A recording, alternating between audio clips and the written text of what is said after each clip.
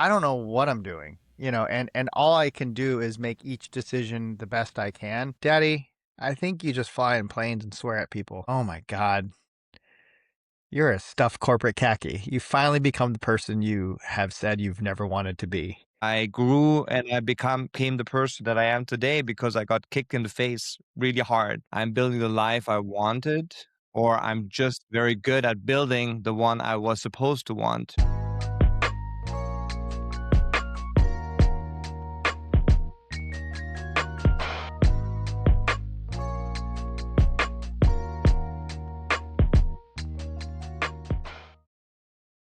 My guest today is my friend and former business partner, Mike Ma. Mike left a senior role at Bank of America to start his own pre-seed fund, Sidecut Ventures, built on the thesis most VCs would call upside down. Advice before capital.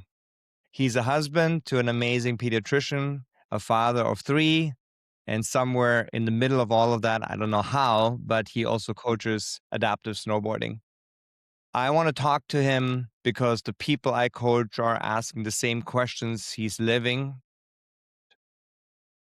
Welcome on the Midlife Remix. It was great to be back. And it also just goes in line with all the conversations we've had now for, I don't know what, 3 decades. We're going on a third decade of knowing each other. Yeah, good to have you on. Your resume or your LinkedIn is the one that everyone wants to have, right? You Harvard, Vanguard, Bank of America, started a fund. What's that version you don't tell at a dinner party? That I'm faking my way through all of it, that it was never intentioned, uh, that I'm scared about every single turn. It all looks so smart when you zoom out, but when you're a first player in the game point of view, dude, I don't know what I'm doing, and all I can do is make each decision the best I can. So I guess the thing I don't tell is it looks so strategic and curated, but it's not. It's basically the end game of a very long improvisational piece of music that I'm not done writing yet. Yeah. So when you tell people your story, what's the part that you emphasize and what's the part that gets left out? The part I emphasize is like I'm just so I just follow questions.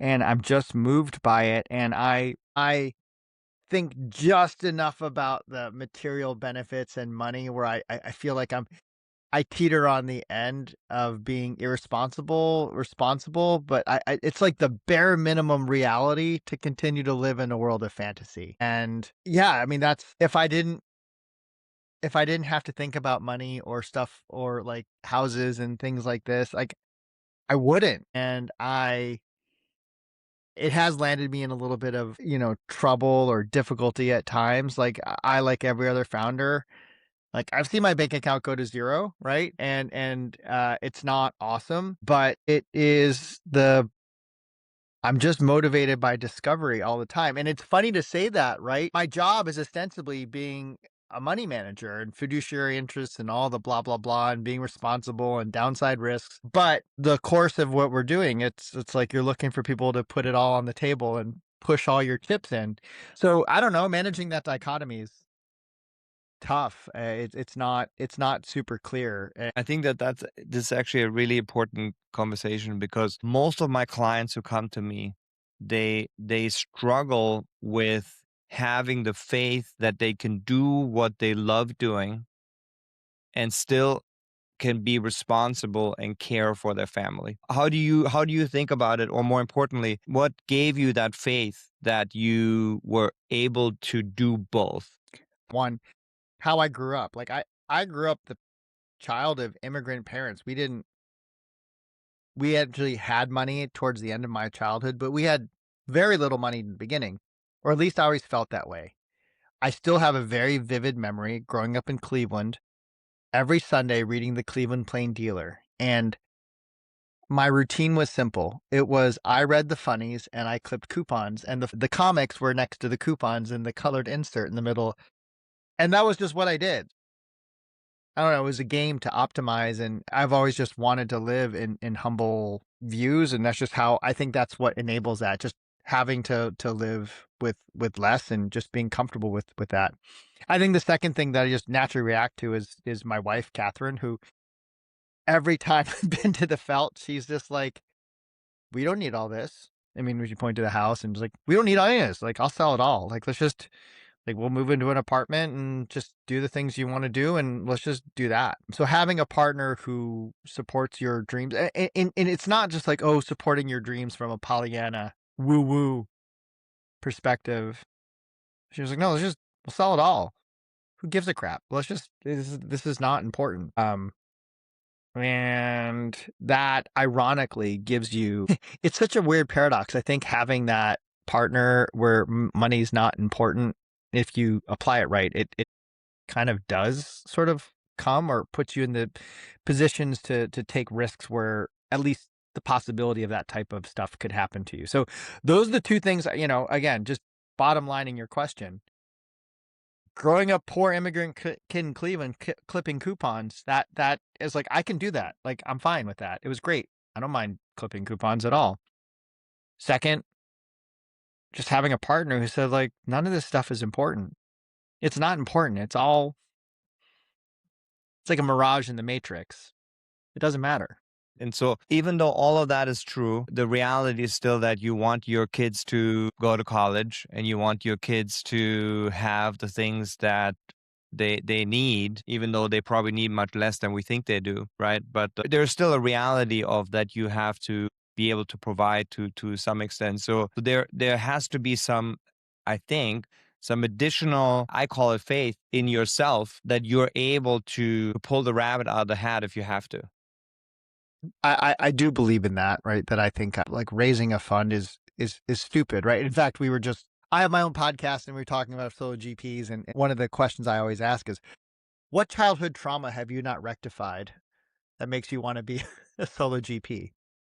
So you do, I mean, that in that joke is the idea, this one down conviction that yes, you will do it.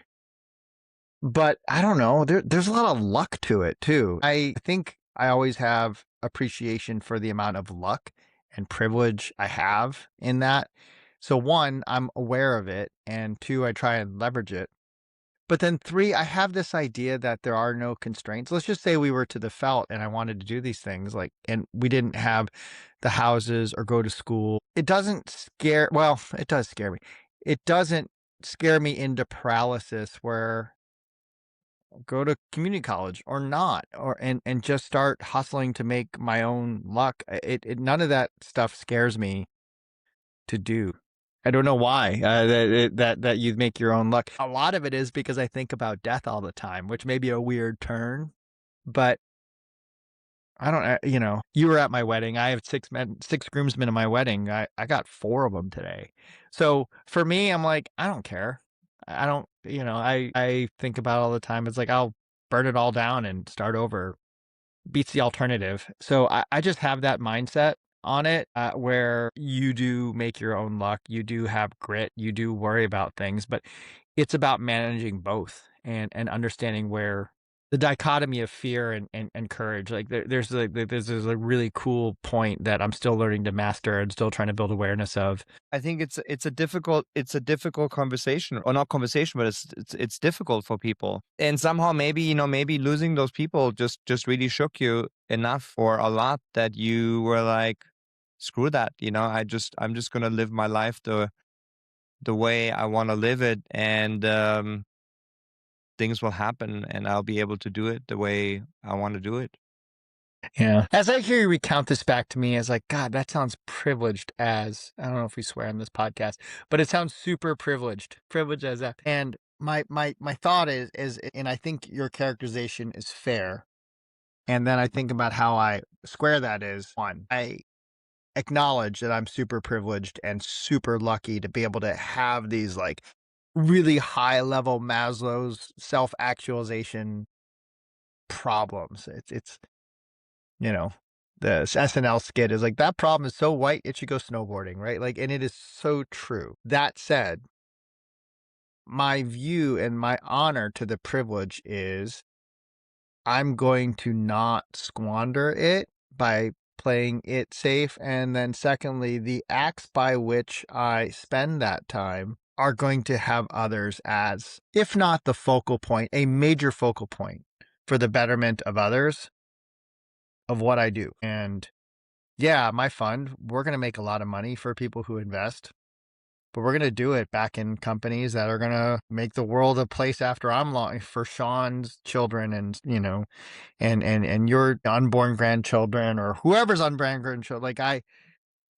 That's what I want to spend. That's my thesis for the remaining heartbeats of my life, or however many they may be. Yeah, I think that makes a lot of sense, and I look at it like that too, right? It's because of the privilege that we have the responsibility to live the life to the fullest. Because if we wouldn't do it, what a waste. If we will be stressing about things that we actually don't need to be stressing about and not using our the gifts that we've gotten, the lessons that we've learned through the privilege that we've had to, work at some of these great companies and have the great education that we've had, and then not putting that to work in a positive manner, it would sort of be a waste. I guess that's what you're saying, and I agree with that. A lot of my clients, they build their careers on validation, external validation, right? They got the promotion, they got the big title, they got the money, or they created the company, sold the company, and that recognition then came, and somewhere in midlife that starts to not feel full anymore. When did you first notice that that wasn't reflecting you the way it used to? I think it was when I was at the bank, when I was at Bank of America, and I had a really cool job, head of digital strategy and innovation. I got to basically it was future state toys in the consumer world around banking. It seems great. When your son looks at you, he's like, "Daddy, I think you just fly in planes and swear at people." And children are incredible truth sayers. And I was just like, "Oh my God, you're a stuffed corporate khaki. You finally become the person you have said you've never wanted to be." And that was just, yeah, it's the male perimenopause. I was 40. I turned 40. My kid said that to me and cold sweat. Since you asked the question, yep, it's time to make some changes, dude. This ain't it. This is not the path you want to be on. So you said last time when you were on, and I know we talked about this since then as well. You raise money for the fund, and maybe not 99% of the time, but a lot of times you get rejected. So the few times, obviously money does come in, and that feels good. So how are you able to continue to ask for money if you know that most of the time you're gonna get said no to? So, and joke is, well, my therapist is making all of his boat payments. So one is definitely getting help and paying for it. I think it's an investment. I'm a huge advocate for mental health, and I'm so appreciative of my therapist, Jason, who's been amazing. And so that's thing one. I think thing two, in terms of how you keep hope through being told no all the time, is just look. I'm not gonna lie. You do need some yeses, but just to brace yourself that the ratio is 99 to 1 or 100 to 1. My friend, Charles Hudson, a precursor, when I was like complaining and lamenting, had my head on my desk, is like, just never run out of leads and never run out of hope. If you do those things, just quit tomorrow. You'll quit tomorrow. Just keep quitting tomorrow. And it does work itself out. That being said, one of the reasons, I think the only reasons I've had to persevere, it's because of what I'm fundraising for. If I were just another so for instance, some people have asked me, why don't you raise a fintech fund? You have all this pedigree. It's sector, people get it. The numbers are bigger.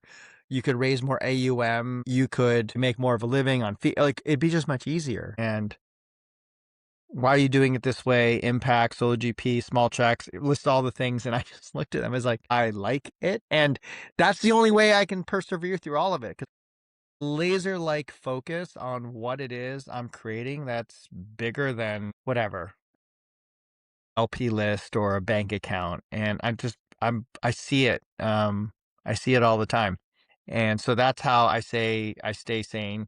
I would like you actually to talk a little bit about, or maybe give a few examples of the companies that you invest in, because I from observing you, I believe part of your ability to do what you do is that you are very much aligned with your values. You understand what your values are, and you mostly live, or as much as you can, you live by your values, and that is the drive behind the work that you do. Yeah, I would love to. Look, we just wired a deal. I don't think you know about it. It's not been public yet. I'm sure it's a little bit hit by air date, but we wired a deal last week to a company called Hapware. Hapware is a wearable that makes a device that you wear on your wrist, and it lets blind people see and feel facial expressions, nonverbal communication, and hand gestures through haptics. So, for instance, your head is nodding, right? This little band, if it had motors, it would be like, it would do something like this where you feel the nod. Or if you smile as you're smiling now, the motors would make this smile feature. So, if I were blind or low visibility, I could see and feel you smile. So, intellectual disability, people who have Asperger's or other affective disorders where they can't really interpret emotion is one aspect. But for sighted and neurotypical people, like there's no reason why this wouldn't be the band on every single wearable through haptics, where this company would build the haptic OS so that you could start building a language through touch. The idea of generating touch is still a very human connection. So that's a lived experience where I'm so pumped about that at Hapware, and it's something that comes from my work in the blind world, right? In the disabled world. I was actually build a bridge between these two things. When I was in diligence with them, I was doing some blind guiding in Pittsburgh and I just showed them the device and the blind I was like, I need this right now. I need this right now. And so obviously it's a good signal. But as a human, 1 in 4 people are diagnosed with a disability.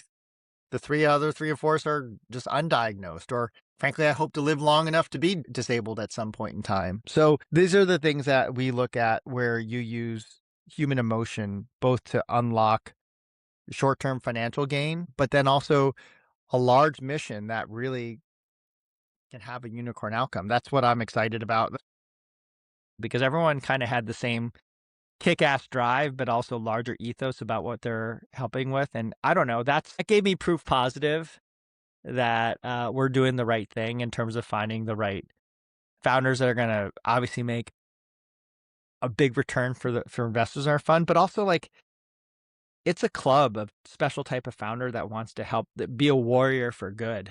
And the way we work with founders, we're not for everyone. We are a very tough yes. I am very, as you know, intensive about sales and revenue, which thanks to you as my boss for a number of years, that made me this way. It's a really cool culture that we've been able to build, and I feel like we're building really special something special. Yeah. You already alluded to your parents. You grew up um, being raised by two Chinese immigrants in Cleveland, in the suburb of Cleveland. What did they teach you about life that you now carry, that you are capable of doing the things that you do? I mean, coming from an immigrant family, I remember my parents says like, if you're gonna be doing this, being a Chinese person, you're just gonna have to be twice as good and get half the credit. Just deal with it.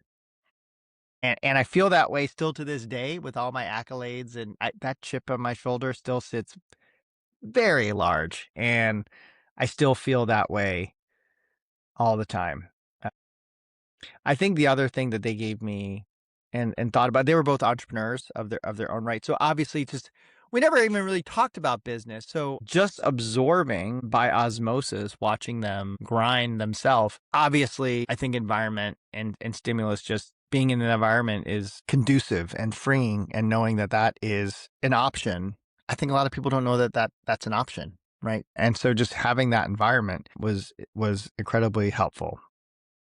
I think the other thing too was just I think about like just hearing their stories about why they came to America and their own struggles and troubles and their parents and how long they're separated. It's like, Jesus, if I don't go big, I discredit that story. Right? If I just like, I don't know, like mail it in and get it, like I don't know. They risk so much to come here financially, socially, family wise, politically, all the lees, all the adverbs of what they risk. I owe it to my family to send it. And if I don't, shame on me. How do I honor any of that story and sacrifice by playing small ball? The funny thing is, that is my own interpretation because actually, if you ask them, they're like, I always joke, it's like, I think my parents are still hoping I become a doctor, you know?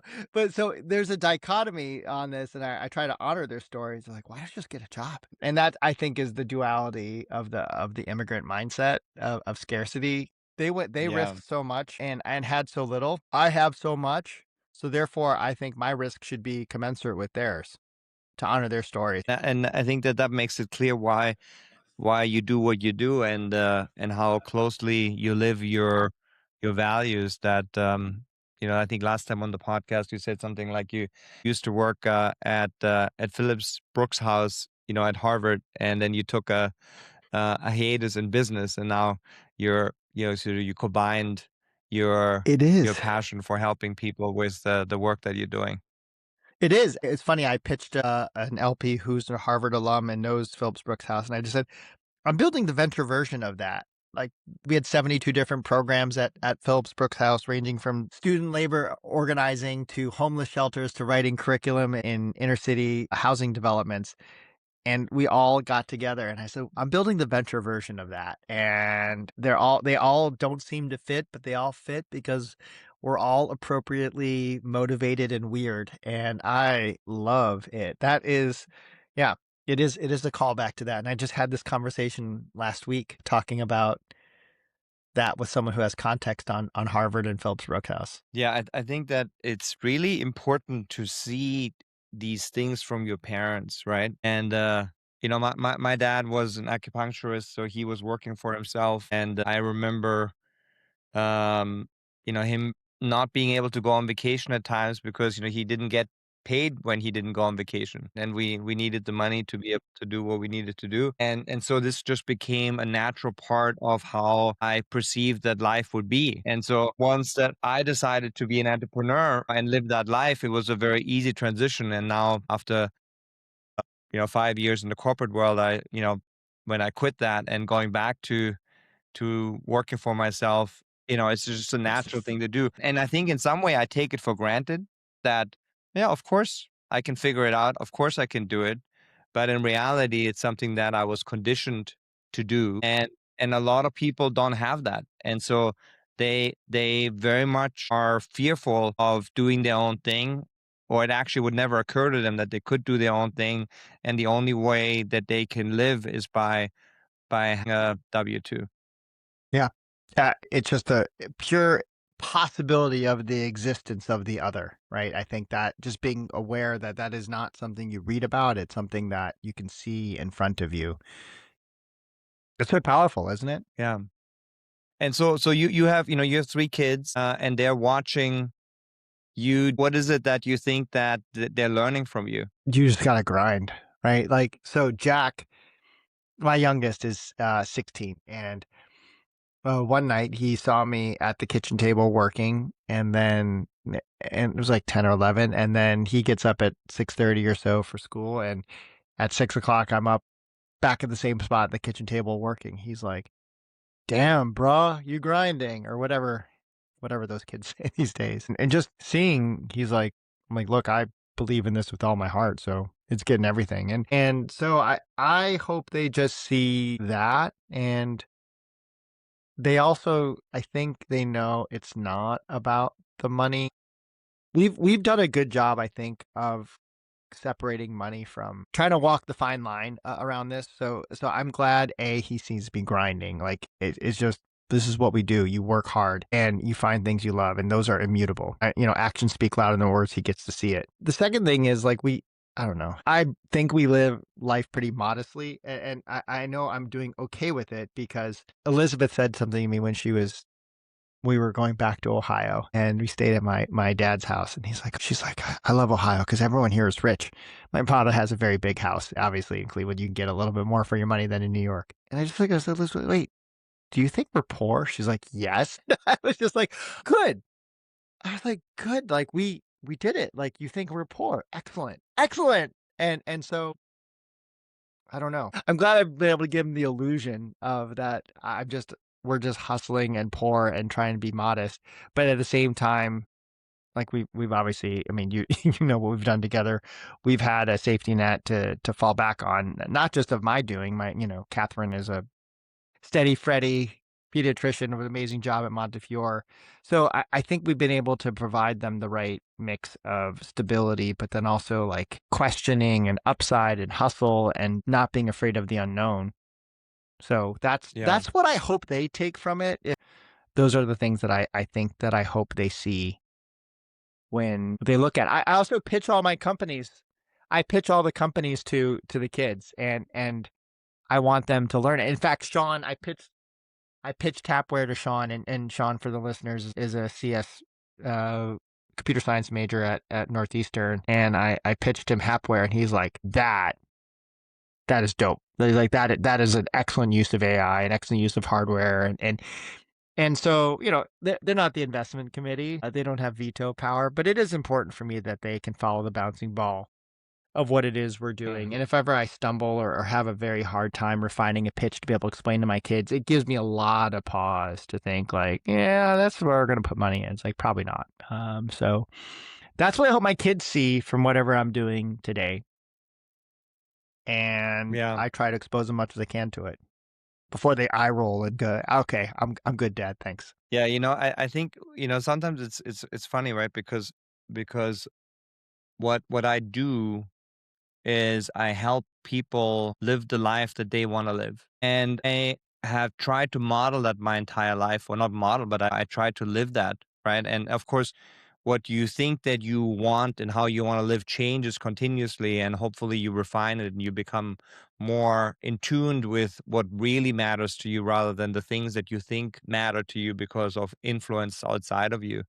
But my daughter Sabrina lives it more than I do. And when you see your child do it, it scares the shit out of me, because, well, first of all, she's trans and she decided that, she was not going to do what everyone else wanted her to be and is just going to be what she believes that she is. And that's super scary and that's super brave to do that. But then on the same time, also, she wants to be a musician and so she's living that life. And, as a parent, even though I taught her to be who she is, it is also scary for the parent then to see when your child is living even more what your mantra is. Well, as someone who's got to know Sabrina her whole life and watching you watch that, I think about the counterfactual, Stephen. What if Sabrina had not had a parent like you to put them in a position by which you are scared? I think it's scarier to think about what that outcome would look like if they did not have someone like you. And as you told me all the story going on for a long time, like I just thought like she's so lucky to have you and like so I think about it being scared is a blessing and I'm very thankful for Sabrina to have you because I think if another combination may not be so good and I think there's a reason for all of that and it coincides with this idea of like making your luck, finding your path, going decision and if you lead with your heart and try your hardest. It sounds very Pollyanna-ish, but things are I can't say things always work out because that is also bullshit. But you've given every opportunity for things to work out. Maybe that's the way I would think about it. And I think it has. And I haven't I haven't talked to her since she's fully transitioned, but I get to see some of the pictures of it, and I can read between the lines. I think she's very lucky. I think you're very lucky to have each other, and it makes me happy to see that as your friend. I appreciate that. Yeah, it's, things might not always work out, but I think that oftentimes we don't know what the time frame is. Yeah. And we don't know what working out actually means, right? So oftentimes, when I look back at my life, and I'm sure you share that as well, is like I did not learn, I did not grow, I did not become the person that I am today because of the things that came easy to me. I grew and I became the person that I am today because I got kicked in the face really hard. Otherwise, I would have not listened, or I would have not actually woken up to something, right? Because this head is quite stubborn, so it needs quite a bit of a shock to be able to up. But that's what's cool about your podcast. That's what's cool about midlife is that, you're at the point where you've had my head still works despite all the kicks, right? It's like that Jay-Z song is like young enough to know the right car to buy, but old enough to know you don't put rims on it, right? It's like we're just at this right phase where like the head still works. It's got some dents in it, but that's what's fun about it. And I think the people that I resonate with, and I know you resonate with, realize what sort of like privileged dichotomy you get to live in. And it's like, oh my God, I need to help people with this because I'm still in a position where I can like do stuff, but I know stuff. And I find that very motivating. Like when I turned 50, I don't think I wasn't 50 yet. Now I'm on the other side of 50. It's like I love my age. I got people have all these misgivings about it. Like, no, I'm 50. I'm cool with it. It feels good. I don't mind it at all. These all like tropes of like, oh, 50. I don't have any of it. Yeah. 0. None. Yeah, I think for me, 50 was very important because actually it was a real good wake up call for me because you can't pretend that you still have the rest of your life in front of you, like, or most of your life in front of you. When you're in your 20s, you're like, oh, yeah, like in the future, whatever. And you sort of live your life and you just don't really think about it. But then when you turn 50, you're like, shit, like time's running out. And I better get my shit in order and I better live the way I want to live. And I think that's why the 50s are a great time because it forces us to get in alignment with who we truly are. See, for me, that was 40. That was 40. And you were at my party. That was like, I guess if you think about Bloom's taxonomy, like 40s to 50 was the analytic phase. I started like stop doing things, like stop doing Bank of America, stop doing these things. And I started experimenting with stuff and started running and started thinking about my health and I think the 50s, I was, for me, it was more confirmation of the progress I've made. It's like, yep, I still got stuff to work on. I got a lot of stuff to work on. But it was more of a checkpoint of, nope, you heard the signal at 40. You've done more things right than wrong. It's and what's great is like it ain't over. You got a lot to go. And the more I learn, the less I know, and I feel confident of all that. But I do feel directionally when I look back at the last 10 years, I turned 50. No, Um, man. I wanted to close our conversation with what are two things that my listeners could start doing now that you've integrated in what you do that you think in midlife are really helpful? Think about legacy in a constructive way. Like the last question I ask every guest on my pod is, how do you want to be remembered? And I hope it's not taken as morose. And I think just write that down, right? And I think that's something you can think about today. And then just like what's the one step thing you can do about it? Like that just writing it down. I think words are so powerful when you write it down. That'd be the first thing I would do. And then the second thing I would do is get a therapist. I think everyone should have a therapist. I mean, whether I think everyone needs a therapist. And what I've learned, and my therapist has like worked with me, is like, hey, you know how you like do that internal talk track thing in your head? It's like, here's a whole bunch of clinical data why that's like really bad, and you should stop doing that. Yeah, very good advice that I've definitely taken many times in my life. Mike, Always a pleasure to have you on. Thanks for your insights. Always, man. Pleasure to be on. Thanks for having me back.